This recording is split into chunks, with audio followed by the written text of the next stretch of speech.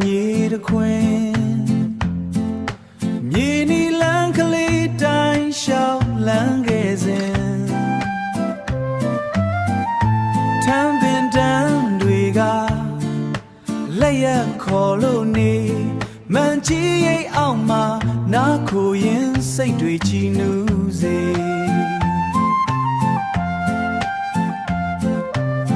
ထမ်းတသမားရဲ့ဓာလွယ်သံတဖြည်းဖြည်းကြားရပြီ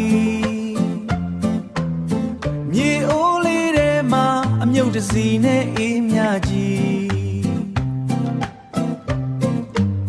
တဘာဝကပေးတဲ့အညာရဲ့အဖိုးတန်ရတနာတငုံတောက်လိုက်ရင်ပဲပင်ပန်းသမျှတွေအဝေးပြေးရတာငပိပုံနဲ့ခရမ်းချင်သီးတော့ဘဲကြော်လေးလဲပါသေးတယ်မိတ်ဆွေအပေါင်းတွေနဲ့ဝိုင်းပွဲလို့ပြောမကုန်နိုင်တဲ့ပုံပြင်တွေရဲ့ဓမ္မရိတ်ကအေးမြဒီပြေကသွေးချွာညာသူအညာသားတို့ရဲ့ရိုးသားတဲ့နှလုံးသားကပါထမ်းရည်ချိုးချိုးအညာမြေကိုလွှမ်းမိတယ်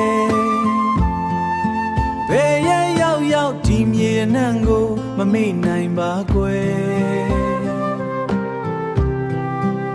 အညာရဲ့အလားထမ်းတော်တွေကဘဝ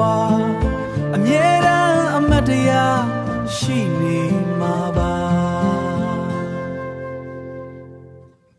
အမြဲတမ်းအမတ်တရားရှိနေမှာ